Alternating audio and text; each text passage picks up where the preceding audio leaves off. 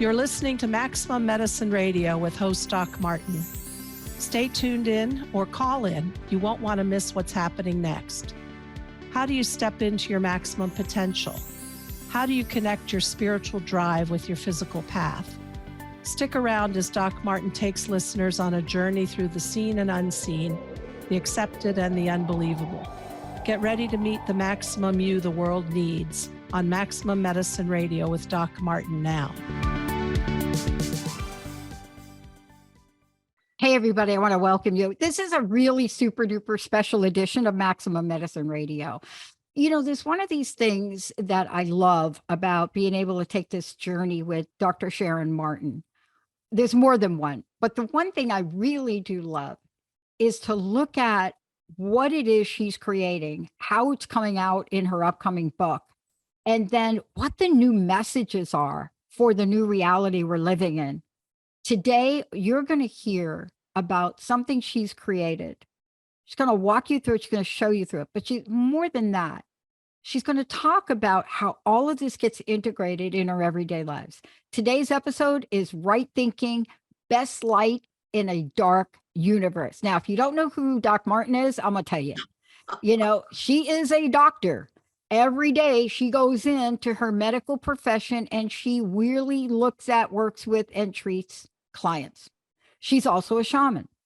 You know, she has more experience of integrated, holistic, practical, and mainstream approaches, so that when we're talking about maximum medicine, that's what it really is.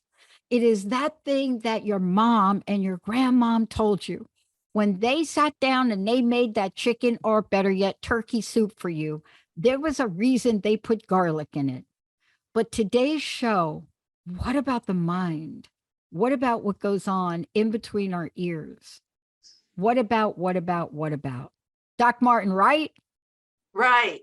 That's a great intro. Thanks, Dr. Pat. So when we talked about maximum medicine and the program that I developed and wrote in my book, which will be coming out in May. It's called Maximize Your Healing Power, Shamanic Techniques for Overcoming Your Health Challenges. When I did that, we've talked about this on other shows, Pat. We talked about the things that when I do an assessment, the things that we do that assess the body and the spirit and bring rituals in to help move a health challenge.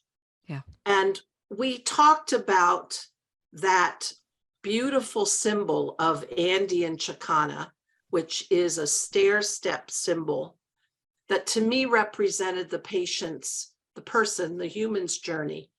Go up a step, you climb, you achieve something, then you integrate on a plateau, you achieve again. But you go around in a spiral because we never land in the same place. We grow and we grow and we grow. And all of a sudden we're in a new level and then we go around again. Yeah.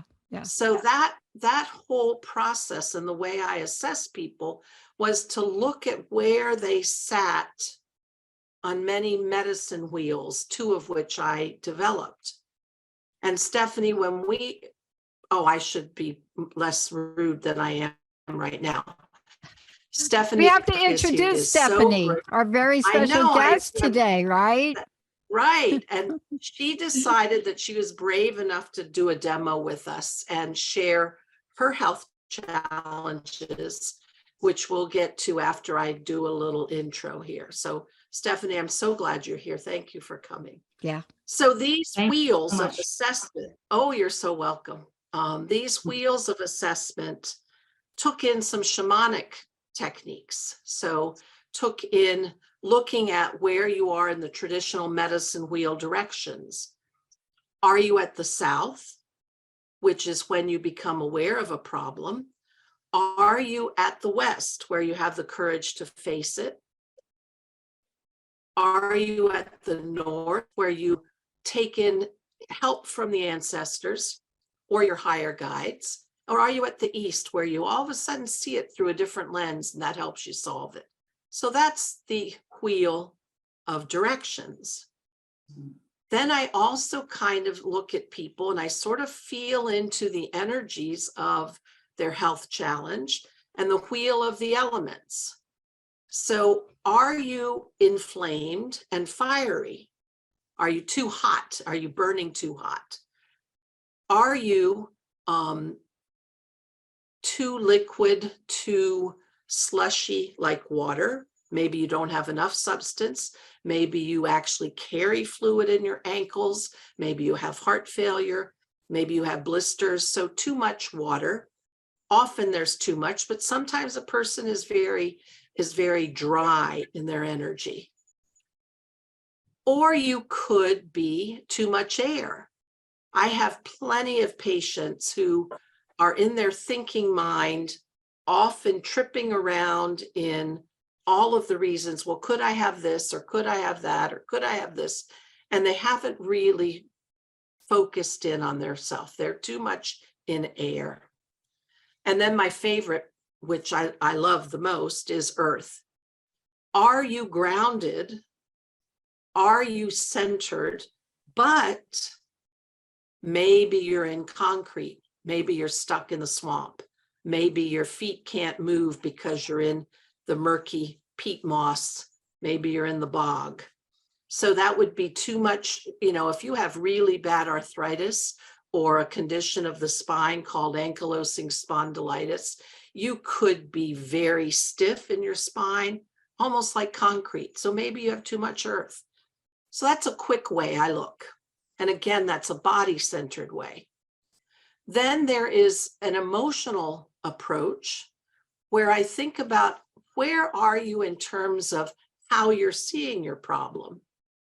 And Pat, we talked about this, and you being a psychologist, you love the emotional realm. I do. So are you looking at this literally? Are you coming in with all of your physical complaints? Or are you too emotional about it? Is this an emotional perspective? I have a young man patient. He is so caught up in his worries of what's wrong with him. All he has to do, says over and over, is it this? Is it that? Is it this? Could it be this? Could I be? Is it better? And in fact, he even went to a neurologist recently who sat down and told him, your MRI of your brain is fine. There's a little odd density here. Oh, am I going to die?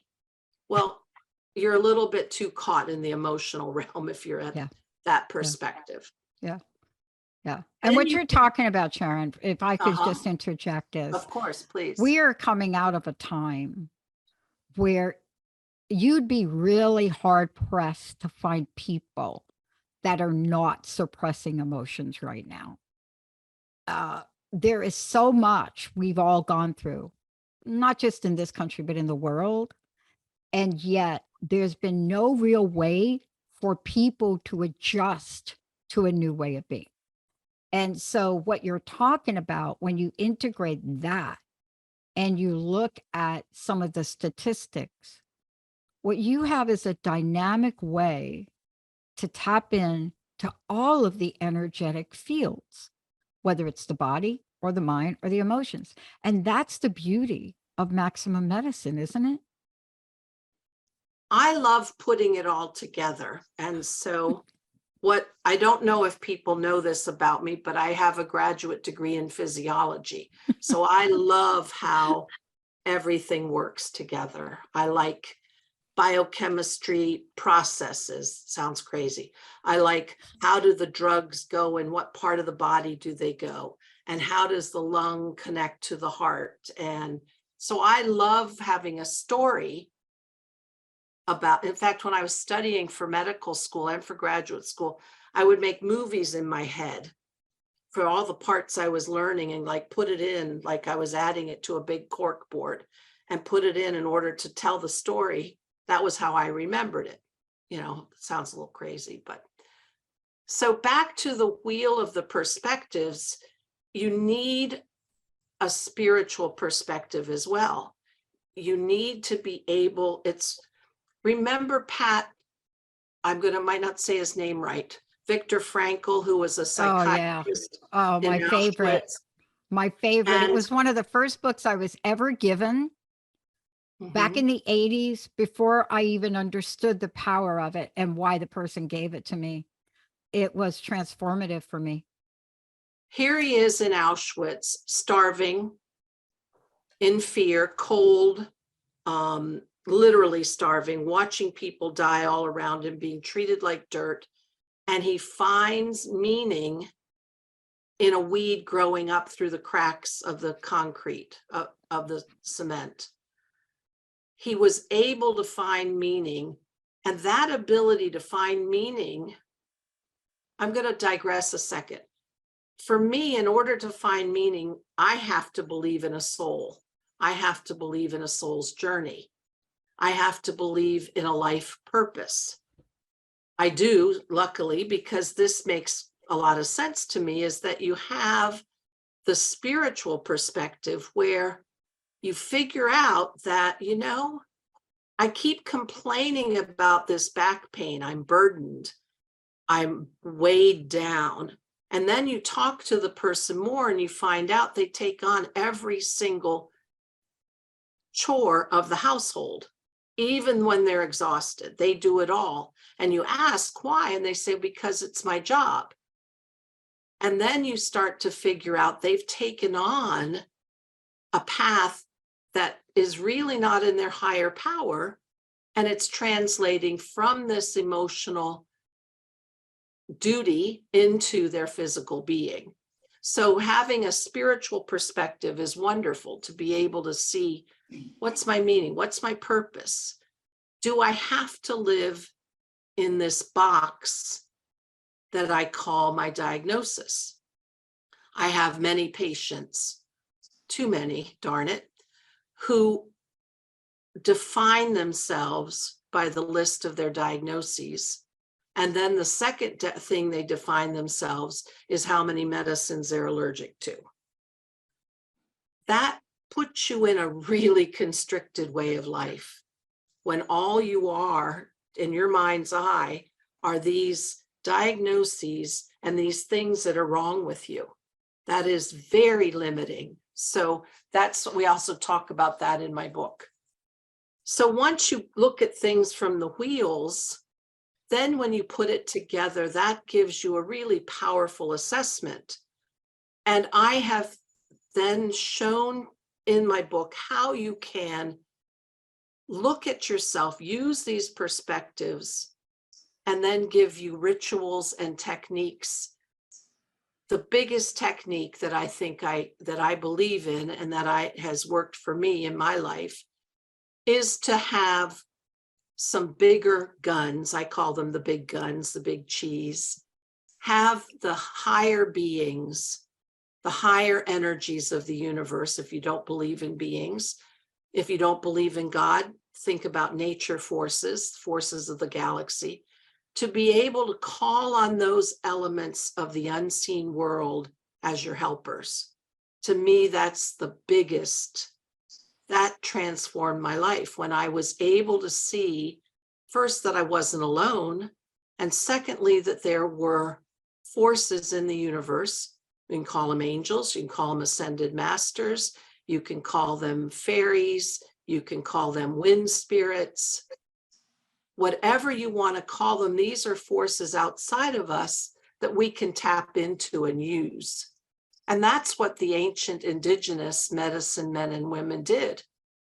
They allied themselves with the energy of thunder, with the rain, with the storms. They knew when the winds were coming that they could call on that power. So that perspective, though, engaged the body and the mind. The body and the mind in terms of ritual, but mostly also calling the spirit. So what we want to do moving forward then is to bring in, how do you shift your thinking? The clearer and the more refined your thoughts are, the more powerful your energy field and your success in overcoming any challenge. And Yeah. we know that. And you guys probably know a lot of the thought leaders who have written books about this, Bruce Lipton, Lynn McTaggart, to name a few, that your thoughts really do, Wayne Dyer, really do create your reality. And when you clean up your thinking, you clean up your energy field. And when you clean up your energy field, that translates to your physiology. Yeah. And that is so Pat, add to that, because that's I want to real big. I want to break it down here for people, because what you've just explained is what nobody else has explained in the way that you do, and especially in what you've created. But let's get down to reality. You know, let's just talk about parents for a minute, and then we're just going to go real quick. Watch what a mother does when she sees her baby in the stroller that she forgot to put the brake on. Hello, right? Okay, ladies, you know what I'm talking. Some of you guys out there, you're feeling it right now. Are you with me? I got like goosebumps because I'm watching the kid. But all of a sudden she turns. Why? She can't explain it, but she turns. And she sees the stroller start to go. She doesn't stop to think, am I physically capable of getting it?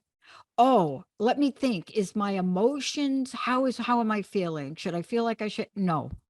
And then does she say, okay, look, what thoughts? No, she's not doing, she's like taking everything you've just said and putting it to being, because what that mom or that dad or whoever it is will do is not be able to explain why they turned their head in that moment. Hello, what do you think that message was from?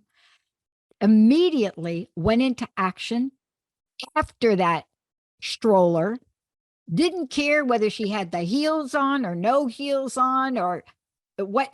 And what did she do? She probably screamed. Now, when you put that together, that's probably about 30 seconds of how what you just described works, right?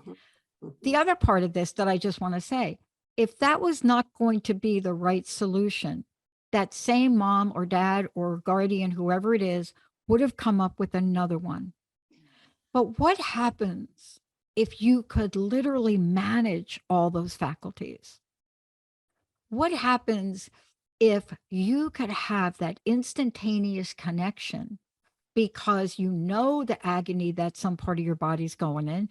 You now may have a tool, understand the dynamic of it, maybe call upon whether it's something in the physical world, the outer world, then know how to bring all the ancient remedies and techniques that have ever been used to the forefront pretty much, and have a solution. See, that's what you're talking about. See, every day in our lives, we forget that what you just described, we do many, many times a day, but we don't give ourselves enough credit that we have the capacity to do it. And I think, Doc Martin, what you've been able to do is you've been able to break it down, not just from an esoteric point of view, but from a science point of view, and say, let me explain both the science, the metaphysics and the spirituality aspect of this, so that you can literally push that maximum medicine button that you have inside of you and activate it.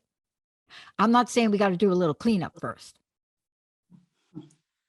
Thank you. That was great. So what I think also the key thing is, when we break it down, you can have more awareness and then more choice. So what we're going to do in the next segment, and we're going to take a short break, is we're going to talk about the Maximum Medicine Mind Matrix, because it's made up of 9 key energies that when you put them together in combos, you get really high, refined, powerful capacities. So we're going to talk about that mind matrix.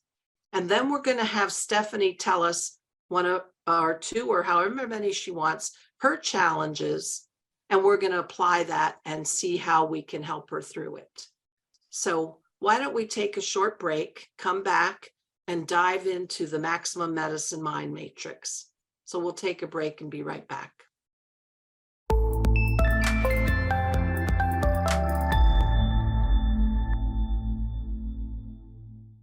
Hey, everybody, welcome back. Welcome back to Maximum Medicine. This is a very special show.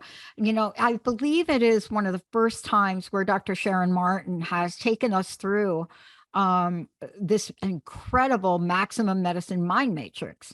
And, you know, you're going to hear a lot more about it as we get closer and closer, as the book becomes available to you. You're going to see how it works, but you're also going to see more about it from her perspective. Before we go and really bring Stephanie in or talk more about the details of it, Doc Martin, how do people find out about you? How do they schedule sessions with you? Tell everybody about that. So the best way I think to find me is to go on my website, drsharonmartin.com, drsharonmartin.com. And then you have my email link and the toll-free phone number. Call me, but you also get to look and see the kinds of services I do and the energies. I'm all about energy. So you'll see the energies of what I try to pull together. I love pulling together the indigenous ways that we connected with spirit in order to bring about outcomes in our health and our manifestation, and pull that together. And I love to educate. So you'll kind of feel that on my website. Again, drsharonmartin.com, drsharonmartin.com. So Pat, let's talk briefly about the MMMM, like a bunch of M&Ms.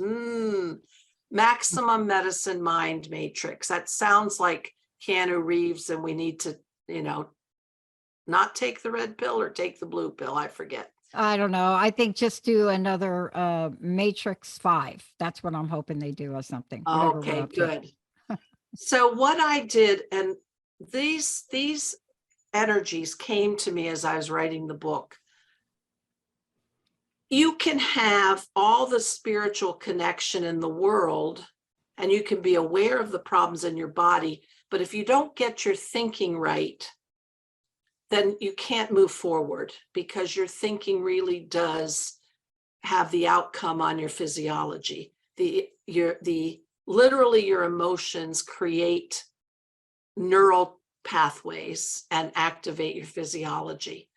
So I meant it when I said on the title of this show that the right thinking is the light in the darkness. So what energies do we need to think about? And there are 9 key energies that I felt were critical for the right thinking. And they're things that I've worked on since my shamanic training. And I feel that they're very important. Do you have vision? Do you actually look out ahead and see your future unfolding in front of you? Do you have intention? If you cannot hone together an intention, if you're wishy-washy, you're not going to get the outcome you want. If you're like, well, I'm maybe this or maybe that, you have to be that laser sharp arrow of what you want. So when you're doing your self-healing, which is what my book is all about, you need to have intention. You need to have communication. Communication not only between you and your physician or your healer, let your body communicate to you. You communicate back to your body. You communicate to your spiritual helpers. You have to have that open dialogue. If you're closed off and you're not going to hear anybody else's, meaning your body's input, all bets are off. I have a girlfriend. She's notorious for doing more than her share. And she doesn't listen until her body is screaming at her to slow down. You don't have to make yourself sick in order to slow down if you listen, if you have communication. Are you clear? Do you have clarity? Is your mind all fogged up with stuff and worries and this and that? Or are you really clear about what you want? If you're not clear, you're not going to get what you want.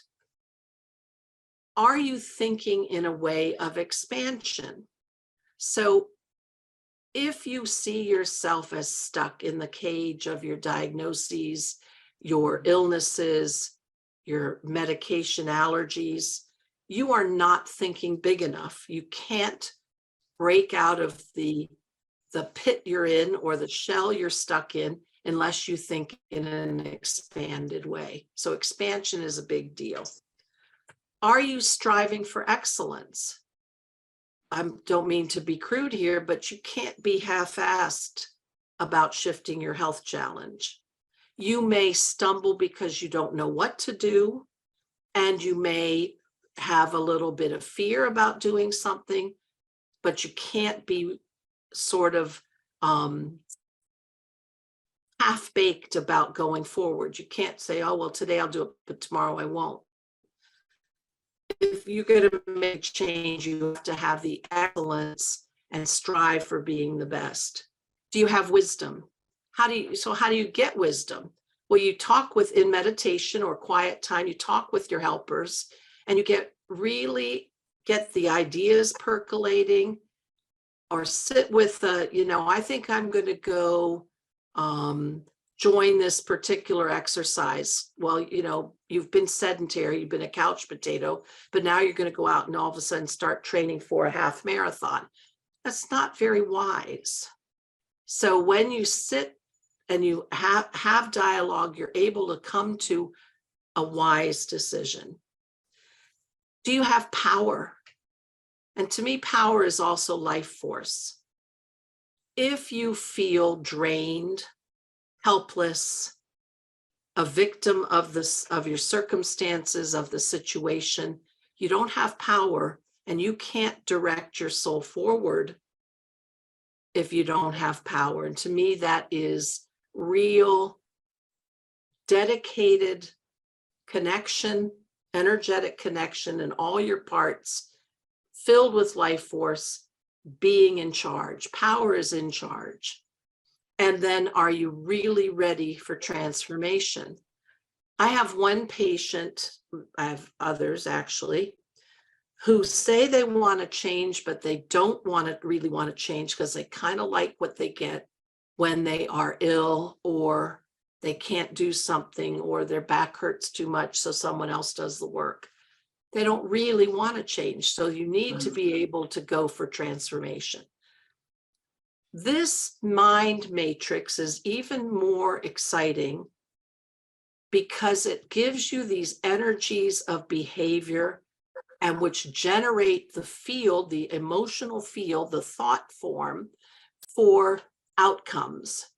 So when you take this matrix and you look down a column or across a row or in the two diagonals, so that brings a 9 cube to be 3 rows, 3 columns, 2 diagonals. They come together in a different, more higher evolved conceptual thought concept. So for example, if you put vision and clarity and wisdom together, that really is the thought form of integrity. And we're not going to go into all of these. It will be more clear when you read the book. But if you put clarity and expansion and excellence, you put those energies together, you get purposefulness. So when you pull these energies together in your thought forms, when you try your best to have excellence, when you look and see, is this really a wise idea? So you pull in wisdom, you get really clear on your intention. So you're not wishy-washy anymore. If you want to intend to totally remove all age and disease from your body, that's great. I'm not sure that's very wise, because you're going to have to go pretty stepwise. Humans are fairly dense, takes a long time to change. There are miracles, but they're not going to be these huge, dramatic. So you ask for something a little more wise, a little more doable. So that's the beauty of pulling in your mind. And that's what the mind matrix does. And I probably will write a second book going into more of that. I only briefly covered it in the first book, but anyway, So the maximum medicine approach covers how you look at the body, sense of the body, how you look at your spiritual connections. I love that part. And then how you get your mind right. Again, that's the light and the darkness. So with those things, Stephanie, who has been beautifully patient this whole time, everybody, Stephanie Clark here to share with us, and let me sort of give a little assessment for her. So Steph, tell me what I can do to help you. Well, thank you very much, both of you, for having me on the show. I feel like I'm in good hands. I have some physical ailments, but what I want to talk about first is just what you were saying, what's between my ears. So I have a challenge. I'm trying to change my story, but I have a challenge with, I'm going to call it hoarding and OCD, anxiety, perfectionism. I get caught up in the challenge of it in my daily life. I've tried to seek help many different ways. My physician, support groups, psychics, on and on. It's sort of gotten worse. I'm middle-aged, and so it's gotten worse with age. And it's quite a scary problem to have, because you feel that your mind isn't in control. I feel like I'm not able to process information in a timely manner. And I have problems with paperwork accumulating. It's very much a hoarding thing. So what I'm hearing you say is you have these behaviors that are distressing to you, and you Unwanted. Yeah, Unwanted. I would say, like, they're unwanted behaviors, and I really don't know what the root cause is. I think it's energetic. I think it's past life. I really don't know, or it's something that is not in my conscious memory. I don't know. I'm trying. I don't know. I'm trying to control things. Maybe things are out of control that I'm trying to have control, but I can't seem to stop this behavior. So what I'm also sensing is you've got a jumble of things going on, distracting you from focus, while bubble up come these needs to gather things to you, to hold on to things to you, hence the hoarding. Yeah, it doesn't make any logical sense, because I don't really have an attachment to these things. It's just trying to process it in 3D. I seem to want everything in 2D. It's really kind of hard to explain. And then with the age that I am, my eyesight, like, just normal. I have a prescription for glasses that I don't want to fulfill, because I think that somehow I can fix my eyesight myself energetically. I'm trying to work. Wisdom, honey, wisdom. Yeah, it's wise to acknowledge that you're not young anymore, and that's okay. Let me ask you what fears you have. What fears do I have? I'm just feeling underneath the anxiety, I'm feeling some fears. I guess I've created this into a big thing. So my fear is not being able to stop it. I really want to stop this unwanted behavior. And is there a fear that pretty soon you'll be out of living years, and so in other words, you're running out of time to stop it? Well, not necessarily, because I am a person of faith as well. So I think that there's more to it than just the physical.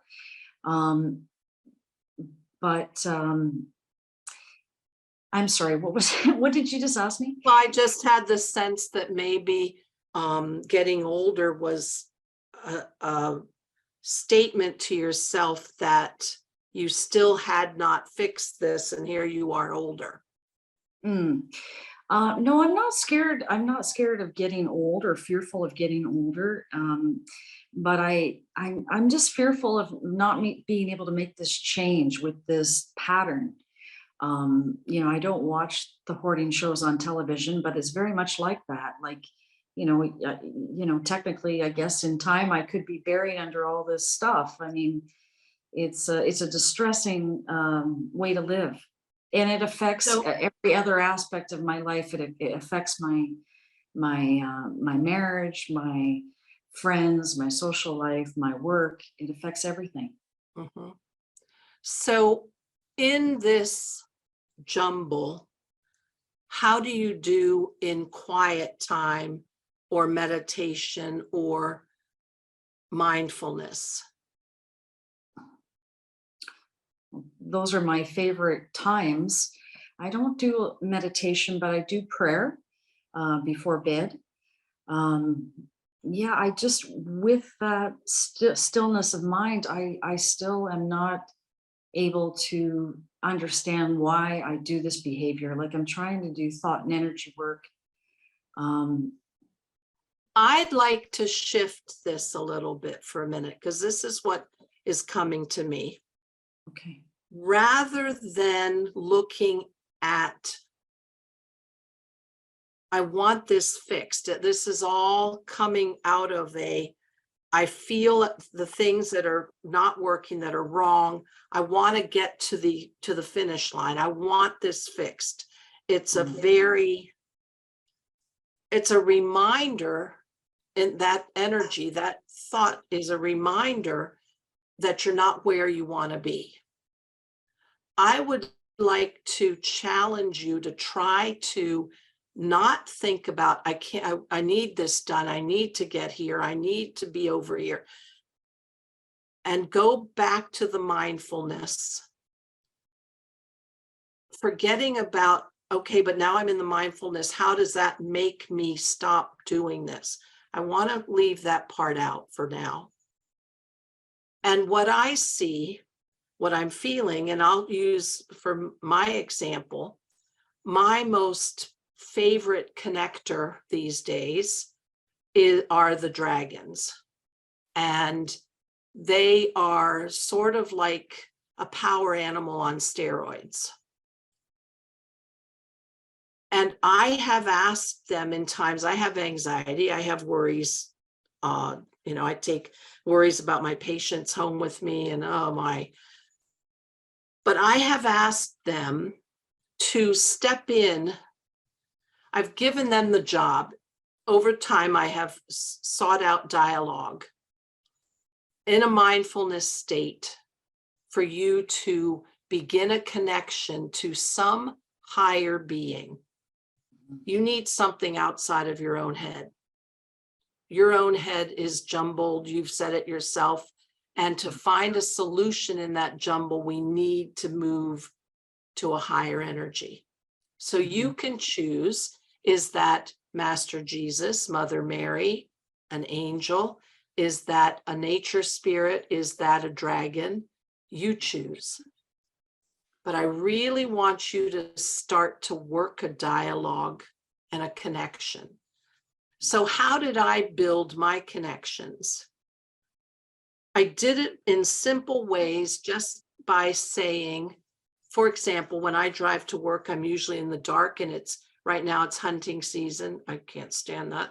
And I worry about the deer crossing the road. So I asked the dragons, I gave them the job of guarding the periphery. They travel with me to work, they guard the periphery, they keep the animals back. That's their job. So I started out asking for help and connection. And I have built over time that relationship, that I can literally feel them in the periphery, feel them when I'm afraid. Now you're picking your own higher self, what being, and it has to be out of your human head. Yeah. Has to be separate from you, even though energetically they're connected, not separate. And start to work that relationship, because then when you have them at every moment, you give them the job to first make you aware when you're about to do a hoarding OCD behavior. Secondly, to reassure you that you don't need to do that, help quiet the jumble, and gradually have them work, have him, her, Master Jesus, Mother Mary, maybe your Buddha, Padma, Sambhava, whoever you connect to. Mhm. Because that will begin, that relationship will begin to quiet your mind. And I really, really feel that you need that temperance for the jumble. And this is sort of silly, but this is how, when I was really anxious during COVID in the office and petrified, I asked Mother Mary for help. And at night when I couldn't sleep because I was afraid, I associate Mother Mary with roses and rose petals. I had literally a bathing cap of rose petals I put on my head in order to go to sleep. That kind of getting outside help, and then those higher beings tell you what you need next, because I don't think you can trust your brain. You have overthought this for years. Yeah. You have agonized over this for years, and you don't have the solution in that spin that you're in. No, that's true. I agree with what you've just said. I do that. I'll have to maybe try and do more of it. But yes, sometimes, especially when, like, I'm in constant dialogue with higher self and higher realms in my mind. And yes, when I'm trying to do something and I get really, my mind isn't concentrating, I immediately do call in the higher realms and ask and just say, please help me. And it usually helps a little bit. So we're in the arenas of communication and focus. So when you're in that communication, you need help, try really hard not to make it about, help me, please, I'm not at the finish line yet. Help me, please, take me out of this and put me to the finish line. This is a help my mind be calm so I can hear your guidance and your wisdom of how to move forward. It's a little subtle, but it's different. Pat, do you have something to add? Because you're very good at this. I do. And Sharon, Doc Martin is right. So I don't know, 4 or 5 years ago, I was handed a book and I interviewed Deb Engel. And when I looked at the book, I laughed. I actually laughed out loud. Please, Deb, if you hear this, you know I love you now, but I didn't when I saw the book, because the book was called The Only Little Prayer You'll Need. And I thought, well, she got my attention. I read the book, I got the book, and especially a book with big words, like on every page. I'm like, for real. The takeaway is this, and it's Viktor Frankl. You started with Viktor Frankl, Doc Martin. Mm, I want you to stop. Okay, it's going to be weird. okay. I want you to resist asking for help. What I'd love you to entertain is, who do you pray to? God, Jesus, Mary, who? Give me somebody. I One pray to Jesus for Good. sure. Let's start with him. He's good. Okay. Let's start with Master him. healer. I got to show you my picture right over there. I gave him a third eye and people went nuts. But this is all I want you to do. 70 times a day for 70 days. And you won't need to count it. Thank you, Jesus, for healing my fear-based thoughts around my OCD and around and I'm going to fix this, hoarding. Thank you for taking the burden away from me right now. It doesn't exist anymore. Thank you, Jesus, for eliminating all of the energy factors that Dr. Sharon Martin just mentioned. So you're not asking for help. Thank you in advance for whatever cleaning up my I don't know what it is, but I want you to change the word help to thanking Jesus in advance. You see, Right. it's a different energy, right? Yeah. Okay. And it's It- the energy of having already arrived. That's it. Yeah. You're Yeah. not yearning, you're not reaching, you're not grasping, you're not feeling how Yeah. wrong you are while you try to be something Yeah. else. Yeah. And I You are want to, saying, "Poof." yeah. And I want to invite you to do something else. I want you to stop calling yourself a hoarder. Mhm. Yeah, no, I know. I know words have energy and power. It's just hard But that to one in particular, that one in particular, that word in particular, if you'd have looked at my grandma's house, you'd have gave her that label, but that wasn't it for her. You have to start inviting, you have to stop inviting it in, right? In order for you to heal it. Otherwise, you're hitting it with contrast. You're calling it, right? It's responding. And that cuts off the energy to heal it. So if you can stop that, right? Mhm. I don't give it another name if you want, but anything where you say, I am a this, right? You're inviting it in to give you more of it. So a lot of times in behavioral psychology, what people will do is they'll pile things on. What we're asking you to do is make an adjustment on your carburetor. Mhm. Don't add anything on, but stop a thing, right? Stop referring to yourself as that and replace it with thank you, Jesus. Thank Right. you for the calm. Thank you. Thank you for the peace in my mind. That's it. Thank you Gratitude. for removing the jumbles. Thank you Mhm. for, I'm just feeling the peace. Thank you for the peace. Thank you for that reminder. I do believe in that gratitude and, live like it's already happened. And don't And when forget to you do a say little it, self praise. So I just want to be very clear. I do a whole workshop on bragging. And so don't forget to be like, oh my goodness, Stephanie, today, look what you did. Look at how many times you thanked Jesus. Look at how many times you didn't do this. Don't be afraid to bring that in. That is an energy that Sharon has as well in the matrix. She doesn't call it bragging. She's a little bit more professional than that. But you got to take a moment to recognize one, your willingness, two, your perseverance, and that's three, your expansion commitment. and excellence. There you go. Yeah. That's Thank hilarious. you, Jesus, for letting me see who I really am. Love it. Thank you so much, guys. You've got me laughing though. I mean, you have to laugh, but at the end of the day, when somebody asks you, what did you do? Well, I just thanked Jesus so many times today. That's about it. Yeah, That's that you probably tell enough. them. It's You enough. tell them. Yeah, when they say, what did you do? You say, oh my gosh, I had the best day. You know what? I thank Jesus for making me the most amazing person that I am today. I thank Jesus for stuff I didn't even think that I knew I was doing. And you carry the conversation no matter what your mind wants to trick you to say, because your mind will try to trick you. It will try to say, seriously?